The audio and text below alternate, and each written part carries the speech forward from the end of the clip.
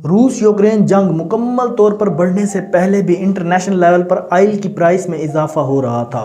ताहम जब रूस ने 24 फरवरी 2022 को यूक्रेन पर हमला किया तो ऑयल की प्राइस में इंटरनेशनल लेवल पर अचानक इजाफा देखने को मिला। ऑयल की प्राइस जनवरी 2022 में $76 फी बैरल थी, जो कि बाद में बढ़कर मार्च 2022 में $120 फी बैरल तक जा पहुंची। वर्ल्ड की इकोनॉमी पहले ही कोरोना पेंडेमिक की वजह से स्ट्रगल कर रही थी और खास कर डेवलपिंग कंट्रीज और पूरी दुनिया को एक और क्राइसिस का सामना करना पड़ गया। इस सूरत हाल में डेवलपिंग कंट्रीज की कोशिश थी कि कहीं से सस्ता तेल लिया जाए। इस सूरत हाल में सिर्फ एक ही प्लेयर था मार्केट में जो सस्ता ऑयल दे सकता था, और वो था रूस, क्योंकि यूक्रेन पर हमले की वजह से अमेरिका और उसके इत्तेहादियों ने रूस पर सख्त पाबंदियां आयद कर दी, और इधर यूनाइटेड नेशन ने भी अमेरिका को देखते हुए रूस के ऑयल और गैस के इंपोर्ट पर सख्त पाबंदी आयद कर दी।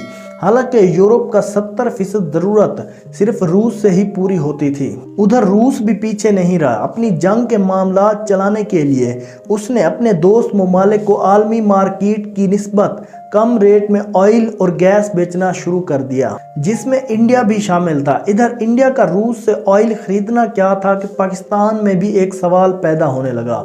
वो ये था कि अगर इंडिया रूस से सस्ता तेल खरीद सकता है तो फिर पाकिस्तान क्यों नहीं खरीद सकता। ये सवाल एक ठेले वाले से लेकर टीवी एंकर्स और कई सियासतदानों की जुबान पर आम रहा।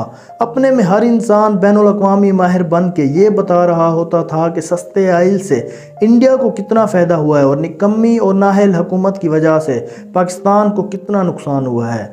और इस आग पर तेल का काम इमरान खान का वो बयान कर देता है जब हमारी हुकूमत रूस से बस तेल लेने ही वाली थी कि हमारी हुकूमत ख़त्म कर दी गई। ये रूस से ऑयल ख़रीदने की बहस अभी ख़त्म नहीं होती कि एक और सवाल सर उठाने लगता है, और वो ये है कि रूस तो चलें दूर है, लेकिन ईरान के साथ तो हमारा बॉर्डर लगता है। ट्रांसपोर्ट का भी ज़्यादा खर्चा नहीं है, क्योंकि एक सड़क डायरेक्ट बलूचिस्तान से ईरान की तरफ जाती है।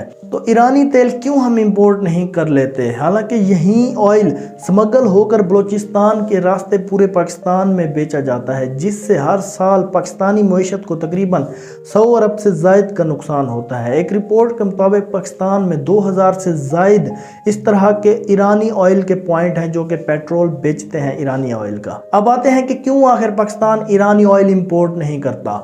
इसका सादा सा जवाब यह है कि ईरान ओपेक का मेंबर होने के बावजूद अमेरिका की जानिब से ईरानी ऑयल इंपोर्ट करने पर सख्त पाबंदियां आयद हैं, क्योंकि हम ना चीन है, ना ही भारत, और ना ही हमारी मईशत मलेशिया जैसी है।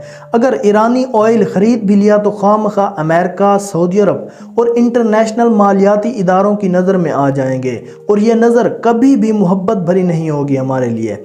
इसके अलावा जब एक मुल्क दूसरे मुल्क से ट्रेड करता है तो जो पेमेंट पे करनी होती है वो डॉलर्स में होती है, वो भी इंटरनेशनल अप्रूव्ड पेमेंट मेथड के ज़रिए, जिसे स्विफ्ट कहते हैं, और स्विफ्ट अमेरिका के कंट्रोल में है। इसके अलावा IMF का नाम भी आपने सुना होगा, जो कि कर्ज फराहम करता है। आजकल पाकिस्तान को वैसे भी IMF की सख्त ज़रूरत है डिफ़ॉल्ट से बचने के लिए, इसलिए हर दूसरे सियासतदान और हर इंसान की ज़ुबान पर IMF का नाम होता है, और IMF भी अमेरिका के कंट्रोल में है। तो दोस्तों, अब आप समझ गए होंगे कि पेट्रोल की थोड़ी सी बचत के लिए पाकिस्तान को कितना नुकसान उठाना पड़ सकता है। तो ज़्यादातर लोगों में एक और गलतफहमी भी पाई जाती है, वो ये कि ईरान पाबंदियों की वजह से पाकिस्तान के साथ ट्रेड नहीं करता। तो दोस्तों, ये हकीकत नहीं है, क्योंकि मलेशिया, चाइना और इंडिया पाबंदियों के बावजूद ईरानी ऑयल के सबसे बड़े खरीदार हैं। US एनर्जी इंफॉर्मेशन एडमिनिस्ट्रेशन की रिपोर्ट के मुताबिक ईरान मलेशिया को 46%, चाइना को 28%, UAE को 10%, सीरिया को 9%, जबकि दूसरे ममालिक को 7% ऑयल एक्सपोर्ट करता है। रिपोर्ट में लिखा गया है कि ईरानी ऑयल डायरेक्ट चाइना नहीं भेजा जाता, बल्कि ये ओमान, UAE, मलेशिया में भेजा जाता है। यहाँ इसमें वो ऑयल मिलाया जाता है जो ईरान से नहीं निकलता, इसकी रीलेवलिंग की जाती है और फिर चाइना भेजा जाता है। तो दोस्तों, अब हम अगर ईरान की बात करें तो ईरान के पास दुनिया के चौथे बड़े ऑयल रिजर्व और गैस के दूसरे बड़े रिजर्व मौजूद हैं। 2021 में ईरान दुनिया का 9वां बड़ा ऑयल प्रोड्यूसर था। तकरीबन 3.46 मिलियन बैरल रोज़ाना के हिसाब से ग्लोबली शेयर 4% बनता है ईरान का। ईरानी ऑयल कंपनियों ने 2020 में $15 अरब कमाए।